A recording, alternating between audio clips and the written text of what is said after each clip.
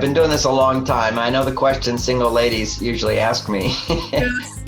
And, one of the big things is, why doesn't he call back?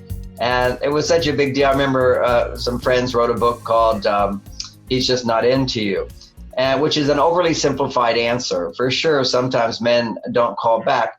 But anybody who's been with somebody, had a great time, and then they don't call back or they lose interest, you go, what happened?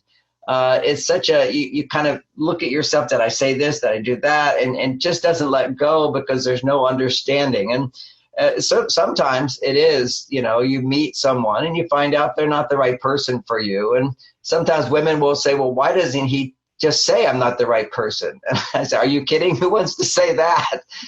And the bottom line in men is they want to make women happy. But that doesn't mean they want to make every woman happy. I mean, actually, they would like to make every woman happy, but they don't want to be in a relationship with every woman. And so what happens is when something's not working, not clicking, he's not going to tell you, generally speaking. He's just not going to call back. So that's one reason a guy doesn't call back. But there's so many other reasons.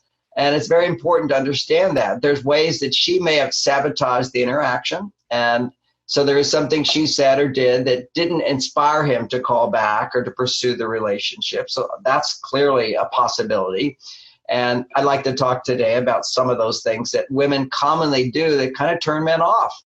And then there's another aspect of masculinity, I guess I'll start with, and that's that we as men and women have a different biological system. And, I'm presently working on a book actually called Beyond Stereotypes, because actually, if you've read Men Are From Mars, Women Are From Venus, nowhere in there do I imply or suggest that women can't do everything a man does and a man can't do everything a woman does.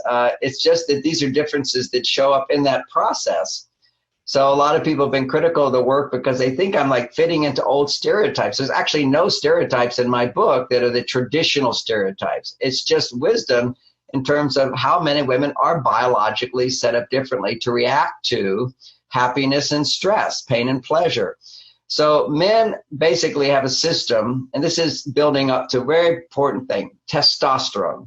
Testosterone is this hormone that men need at least 10 times more than a woman to feel good.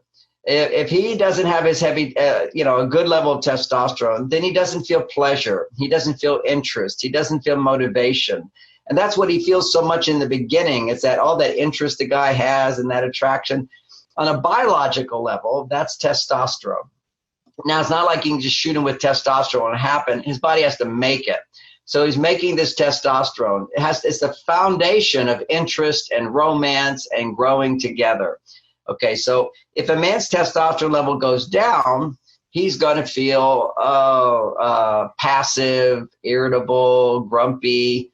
He can become judgmental. I mean, it's amazing how, as a man, I can shift from being, my God, she's the most beautiful woman in the world, to, oh my gosh, she's got big toes.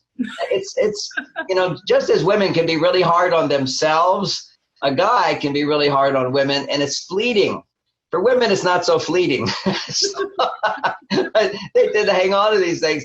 But a guy, testosterone goes up, you are beautiful. Testosterone goes down, he is like, I don't know, I don't feel so good when I'm with her. Because testosterone gives men energy. It gives men aliveness. It gives men pleasure. So it's really important for women to understand this. If you learn how to create testosterone in a man, then you make sure you're not going to be sabotaging the relationship. So it's kind of like, why do men lose interest? Well, here's the bottom line, is to really understand testosterone, we need to do the flip side of that, a little bit about women. For women, it's estrogen. Estrogen have, generally speaking, 10 times more estrogen than a guy. Okay. Now, as guys get older and you get these overweight guys that aren't very motivated in life, you can tell them they got a belly. I'm sorry, guys, but that's part of having a belly is estrogen. A little belly's fine. That means he's more in touch with his sensitivities. He's more compassionate. He's going to be more empathetic. There's certain challenges that come with estrogen in men. But a younger man, he's going to, in his 30s and 40s and so forth, he's still got his testosterone at a healthy level. In order to feel good, he needs that testosterone. But when he connects with a woman and they spend a lot of time together and he's doing a lot of things to please her, what happens is his estrogen goes up. Okay, that's really key. Is sex with a guy afterwards, his testosterone levels tend to go down. Now, it's a subtlety. It's actually his testosterone might be the same, but the amount of free testosterone goes down. But we'll just, for simplicity, say his testosterone goes down. And when that happens, he needs to pull away in order to rebuild his testosterone. So a guy theoretically can have a horrible time with a woman and not want to call her back.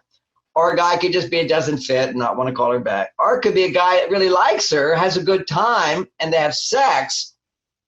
These female hormones get produced. A lot of oxytocin gets produced as well. And oxytocin is a hormone that will actually lower his testosterone. So oxytocin is the hormone that lowers stress in women. Oxytocin is the hormone of cuddling, of affection, of romance. It's also in there, of connection, of feeling love. So all those are strong feelings that come along with estrogen and oxytocin. But you get those two things together, which is what romance is, his testosterone levels will start to drop. Now, once they start to drop, he's feeling really, really good with you, but then suddenly he feels like, oh, I can't breathe. I need to get away. And when he starts to pull away, the mistake women can make is that they'll start asking him lots of questions, like, let's talk about the relationship. Well, why aren't you calling me back? And what's going on? And just keep this as a general rule. Whenever you feel like you need to ask a guy questions about a relationship, you're going to be pushing him away. If you really want to talk about your relationship, wait till you're feeling very connected and close and you're not feeling insecure. When you're looking for reassurance that there's some future here, it's usually because you're feeling him disconnecting. You're feeling he's pulling away. And rather than ask questions at that time, what you need to do as a woman is pull away yourself. That's where you have to practice detaching and finding something else in your life that brings you a greater sense of fulfillment and happiness, so that when he pulls away, he's like a rubber band. He pulls back. He'll get to a certain point where his testosterone levels will come up. Anytime a man is feeling independent or successful, his testosterone levels are going to start going up, up, up. That makes him feel horny. That makes him want to get close to a woman again to bring his testosterone down a little bit. So think of testosterone as like too low is moody and passive and irritable. Too high is a bit of a, it's a lot of pleasure when it goes up high, but then it becomes a little too agitated, like somebody who's taking an upper. They want to take a downer. It's too stressful to his body when it stays too high for long. So he starts feeling restless, and the body says, connect with a woman, and it will bring it back down to just the right point. Then he wants to come close to her. He comes into her, then it will start to go down, and he wants to pull away. So there's this dance. So the takeaway from this understanding is the realization that too much closeness can push a man away, and too many questions can push a guy away.